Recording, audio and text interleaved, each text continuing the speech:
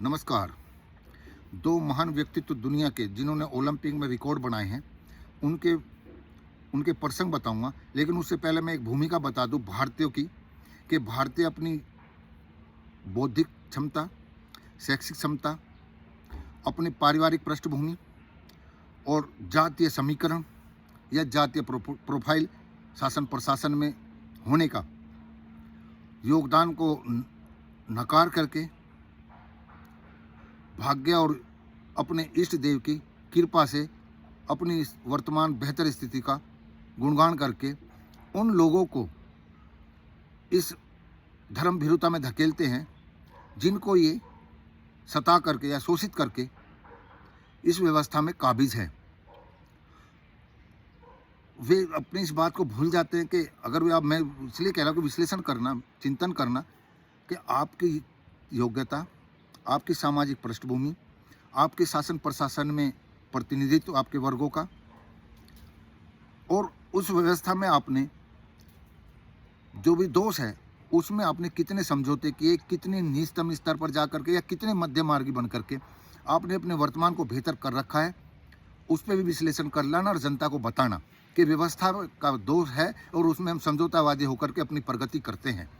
तो मैं इसलिए बताने का प्रयास कर रहा हूँ कि भारतीयों को भारतीय शासक, धर्माचार्य धर्म में धकेल करके, भाग्य का परिणाम बता करके इनको धर्मभीरू बनाते हैं, और व्यवस्था में जो दोष है, जो अधिकतम लोग शोषित और पीड़ित हैं, वे बदहाल हैं। देश की 80 करोड़ लोग फ्री का राशन खा रहे हों तो देश कैसे खुशहाल हो सकता है, उस पर विचार करने का मेरा भाव है। तो उन दो महान व्यक्तित्व के प्रसंग में बताने का प्रयास कर रहा हूँ। अमेरिका के माइकल फेल्प्स तैराक हैं। 2004-5 में उनको चोट लगी और डॉक्टर ने कहा कि अब आप कंधे में जो चोट लगी, आप अब तैर नहीं सकते, पानी में मत उतरना। लेकिन उन्होंने संकल्प लिया, मेडिकल साइंस को धत्ता बताया और लगातार मेहनत करके उन्होंने कहा कि मैं अपने पैरों और बाकी अंगों से ज़्यादा ताकत लगाऊंगा, लेकिन मैं प्रैक्टिस करूंगा। और उसका परिणाम ये रहा, बीजिंग ओलंपिक में उन्होंने 8 मेडल जीते। उन 8 मेडल जीतने में पत्रकारों ने उनसे कहा कि आप कितने भाग्यशाली हैं आज कि आपने 8 मेडल जीत करके एक विश्व रिकॉर्ड बनाया है। तब वो पत्रकारों के इस प्रश्न से नाराज़ हो गए कि इसमें मेरे भाग्य का नहीं, मेरी लगातार मेहनत, लगन और समर्पण का ये परिणाम है। ऐसे ही हुसैन बोल्ट से पूछा था, उन्होंने भी 100 मीटर में रिकॉर्ड बनाया था, तब उनसे भी यही पूछा था, तब उन्होंने भी कहा था नहीं, मेरे भाग्य का नहीं, मेरी मेहनत का परिणाम है। तो मैं ये बोलने का प्रयास कर रहा हूँ कि आज हमारे देश के जो ओलंपिक में मेडल लाए हैं, उन खिलाड़ियों की स्थिति देखिए। वे अभी तक भी मंथन चिंतन नहीं करते हैं कि आपकी मेहनत और आपके परिवार का समर्पण या आपके अच्छे कोच का होना आपको मेडल दिलाने में योगदान है, या आपके वे इष्ट देव हैं, या आपका भाग्य है।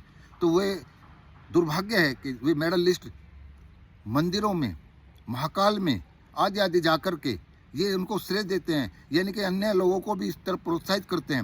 और उसका परिणाम ये है कि उन्होंने राष्ट्र में एक व्यवस्था को चेंज करने के लिए, यानी कि कुश्ती संघ में परिवर्तन के लिए जो आंदोलन चलाया, उसमें वो लठ लगे, पिटे और बेइज्जती हुई।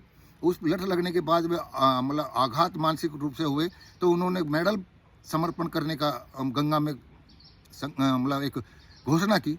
लेकिन वे इतने ऐशो आराम और रुतबे के आदी हो चुके थे कि अगर वे थोड़ा भी कोई समझदार, कोई सलाहकार होता तो उन बड़ी बड़ी कारों में बैठ करके 3 घंटे 4 घंटे में हरिद्वार ना आते। अगर वे अपने वहाँ से एक गंतव्य स्थान से पैदल यात्रा करते तो जन भावना जागृत होती, क्योंकि उन 3 घंटे की यात्रा में भी बॉम्बे यानी कि भारत के अधिकतम महानगरों में उनके फेवर में लोगों ने कैंडल मार्च निकाला, समर्थन किया। लेकिन हर की पौड़ी पर जहाँ जिस धर्म महाकाल और जिन शिव आदि आदि के वे नतमस्तक होते हैं, उनके मठाधीशों ने उनकी वहाँ सुध भी नहीं ली। मैं भी उस समय वहाँ पर था। तो अभी भी समझ लीजिए, अगर आप उस समय ये चूक ना करते, पैदल यात्रा कर देते, तो आपका संकल्प भी पूरा होता और व्यवस्था में जो मठाधीश बैठे हैं वे आगे भविष्य में डरते।